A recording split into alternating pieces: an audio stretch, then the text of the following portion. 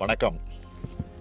இந்நேரம் டெல்லியில் நடைபெறுகிற பிரதமர் தலைமையிலான நிதி ஆயோக் கூட்டத்தில் பங்கெடுத்திருக்க வேண்டிய நான், ஒன்றிய பாஜக அரசோட மாற்றாந்தாய் மனப்பான்மை கொண்ட நிதிநிலை அறிக்கையால் நீதி கேட்டு மக்கள் மன்றமான உங்கள் முன்னாடி பேச வேண்டிய கட்டாயத்துக்கு ஆளாக்கப்பட்டிருக்கேன். தமிழ்நாட்டில் நடைபெறும் உங்களோட திராவிட மாடல் அரசு கடந்த 3 ஆண்டு காலமாக எத்தகைய முற்போக்கு மற்றும் தொலைநோக்கு திட்டங்களை செயல்படுத்திட்டு வருதுன்னு உங்கள் எல்லாருக்குமே நல்லா தெரியும். நம்ம அரசோட திட்டங்களின் பயன்கள் ஒவ்வொரு குடும்பத்துக்கும் ஒவ்வொரு குடிமகனுக்கும் நேரடியாக கிடைக்குது. அதனால தான் திமுகவுக்கு வெற்றி மேலே வெற்றி குவியுது. நாள்தோறும் திட்டங்கள், மக்கள் மனந்தோறும் மகிழ்ச்சி, இதுதான் நம்ம அரசோட எண்ணம். இப்படிப்பட்ட நம்மோட எண்ணங்களுக்கு இடையூறு ஏற்படுத்துகிற செயல்களை ஒன்றிய அரசு தொடர்ந்து செஞ்சுக்கிட்டு வருது. ஒரு அரசு எப்படி செயல்படணும் என்பதற்கான இலக்கணத்தை நான் அடிக்கடி சொல்லிட்டு வரேன். ஒரு நல்ல அரசுன்றது வாக்களித்த மக்களுக்கு மட்டும் இல்லை, வாக்களிக்க மறந்த மக்களுக்கும் சேர்ந்து பாடுபடணும். இப்படி தான் தமிழ்நாடு அரசு பணியாற்றிட்டு இருக்கு. ஏன், மோடி தலைமையிலான பாஜக அரசு வர்றதுக்கு முன்னாடி இருந்த எல்லா ஒன்றிய அரசுகளும் கூட அப்படித்தான் இருந்தது. ஆனால் இந்த பெருந்தன்மை ஒன்றிய பாஜக அரசுகிட்ட இல்லை. இவங்க மட்டும்தான் அரசியல் நோக்கத்தோடு அரசு நடத்துகிறாங்க. அதுக்கு அடையாளம்தான் கடந்த 23ஆம் தேதி தாக்கல் செய்யப்பட்ட பட்ஜெட். நடந்து முடிஞ்ச நாடாளுமன்ற தேர்தலில் மக்களுக்கு எதிராக நடந்து கொண்ட பாஜகவை பல்வேறு மாநில மக்களும் புறக்கணித்தாங்க. அப்படி புறக்கணித்த மாநிலங்களில் அந்த மாநில மக்களை பழிவாங்கிற பட்ஜெட்டாக தான் ஒன்றிய நிதியமைச்சர் தாக்கல் செஞ்சிருக்க பட்ஜெட் அமைஞ்சிருக்கு. ஒட்டுமொத்த இந்திய மக்களுக்காகவும் உருவாக்க வேண்டிய பட்ஜெட்டை இந்தியா கூட்டணிக்கு வாக்களித்த மக்களை பழிவாங்க உருவாக்கியிருக்கார். இது இந்திய அரசியலமைப்பு சட்டத்தின்பால் அவர் ஏற்றுக்கொண்ட பதவி பிரமாணத்துக்கு முரணானது. ஒன்றிய பாஜக அரசானது தொடர்ச்சியாக தமிழ்நாட்டை புறக்கணிச்சுக்கிட்டே வருது. தமிழ்நாட்டுக்குன்னு அவங்க அறிவித்த ஒரே ஒரு சிறப்பு திட்டம்னா அது மதுரை எய்ம்ஸ் மருத்துவமனை தான். ஆனால் அதுவும் 10 ஆண்டுகளாகியும் என்ன நிலைமையில் இருக்குன்னு உங்களுக்கு நல்லா தெரியும். தமிழ்நாட்டுக்குன்னு எந்த சிறப்பு திட்டத்தையும் கொடுக்காம தமிழ்நாட்டு மக்கள் பாஜகவுக்கு வாக்களிக்கணும்னு எப்படித்தான் எதிர்பார்க்குறாங்களோ தெரியல. 3வது முறையாக பாஜக ஆட்சி அமைச்சிருக்கு. ஆனால் இந்திய மக்கள் அந்த கட்சிக்கு பெரும்பான்மை அளிக்கல. ஒரு சில மாநில கட்சிகளோட சப்போர்ட் இல்லைன்னா பாஜகவால் ஆட்சி அமைச்சிருக்க முடியவே முடியாது. இப்படிப்பட்ட நிலையில் தங்களோட சறுக்களுக்கு என்ன காரணம்னு உணர்ந்து பாஜக திருந்தி இருக்கணும்னு நினைச்சேன். ஆனால் ஏமாற்றம் தான் மிஞ்சி இருக்கு. பட்ஜெட்டுக்கு 2 நாளைக்கு முன்னாடி கூட நம்மளோட தமிழ்நாட்டு தேவைகள் என்னன்னு சோஷியல் மீடியா மூலமாகவே ஒன்றிய ஆட்சியாளர்களுக்கு தெரியப்படுத்தினேன். ஆனால் அதிலிருந்து ஒன்றை கூட நிதியமைச்சர் அறிவிக்கலை. அவ்வளவு ஏன், தமிழ்நாடு என்ற சொல்லே பட்ஜெட்டில் இல்லை. இவ்வளவு ஆண்டுகளாக சும்மா ஒப்புக்காவது ஒரு திருக்குறளை சொல்லி பட்ஜெட்டை வாசிப்பாங்க. இந்த முறை திருவள்ளுவரும் கசந்து போயிட்டார் போல.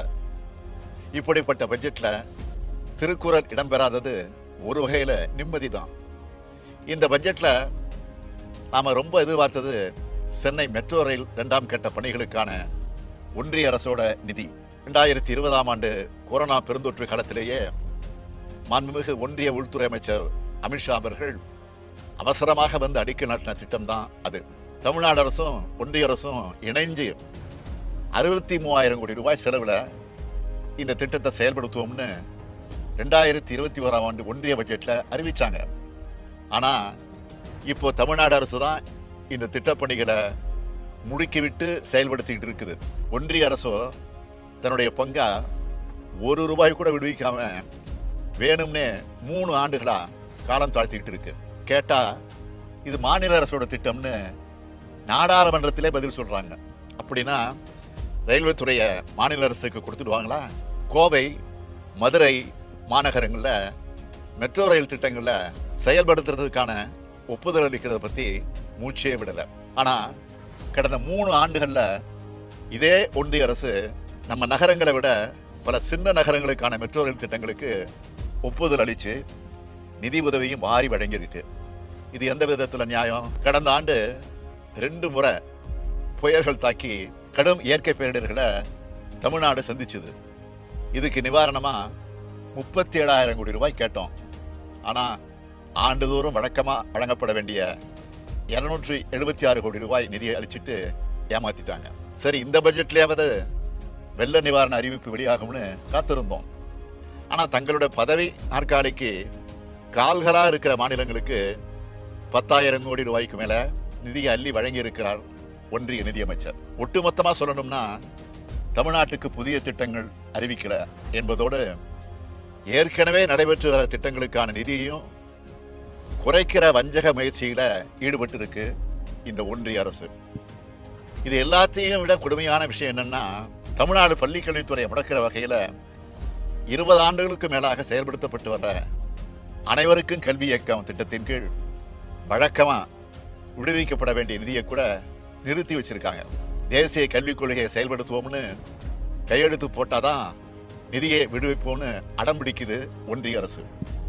மாணவ மாணவிகளோட கல்வி பாழாகுமே, அவங்களுக்கு கல்வி கற்பிக்கும் ஆசிரியர்களுக்கு ஊதியம் வழங்க முடியாத நிலை வருமேன்னு ஒரு துளி கவலை கூட இல்லாமல் தங்களோட கொள்கை திணிப்பையும் இந்திய திணிப்பை மட்டுமே முன்னிறுத்தக்கூடியதாக தான் பாஜக அரசு இருக்கு.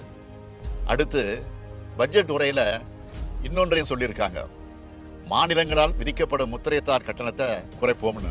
மாநிலங்களை கலந்து ஆலோசிக்காமலேயே பட்ஜெட்டில் அறிவிக்கிறார் ஒன்றிய நிதியமைச்சர். ஏற்கனவே ஜிஎஸ்டி வரி விதிப்பு முறையை கொண்டு வந்து மாநிலங்களோட வரி விதிப்பு உரிமையை எடுத்துக்கிட்டாங்க. நான் கேட்கறது என்னன்னா, ஜிஎஸ்டியால் தமிழ்நாட்டிற்கு ஏற்பட்டிருக்கக்கூடிய இழப்பை சரி கட்டுறதுக்கான 20,000 கோடி ரூபாய் இழப்பீட்டையே இன்னும் அளிக்காத இந்த ஒன்றிய அரசுக்கு மாநிலங்களோட வரி விதிப்பு முறையை மாற்றி அமைக்கிற அதிகாரத்தை யார் கொடுத்தது? கடந்த 10 ஆண்டுகளா வருமான வரி சலுகை இன்றி தவிச்சிட்டு இருக்க நடுத்தர குடும்பங்களுக்கு வெறும் 17,500 ரூபாய் சலுகையை மட்டும் வழங்கி அந்த சலுகையும் பெரும்பான்மையோருக்கு கிடைக்காம செஞ்சுட்டு பெரும் வரி சலுகை கொடுத்ததா மார்த்தட்டிக்குது இந்த ஒன்றிய அரசு. இது தமிழ்நாட்டை பழிவாங்குகிற பட்ஜெட் மட்டுமல்ல, ஒட்டுமொத்த இந்திய நாட்டு மக்களையே பழிவாங்குகிற பட்ஜெட். சுயநலத்துக்காக நாற்காலியை காப்பாத்திக்க போட்டுக்கொண்ட பட்ஜெட் இது. ஒன்றிய அரசுக்கு தமிழ்நாட்டு மக்களின் குரலா, ஏன் இந்திய நாட்டு மக்களின் குரலா ஒன்று சொல்றேன். மேலும் மேலும் தவறு செய்றீங்க, மேலும் மேலும் தோல்விகளை சந்திப்பீங்க.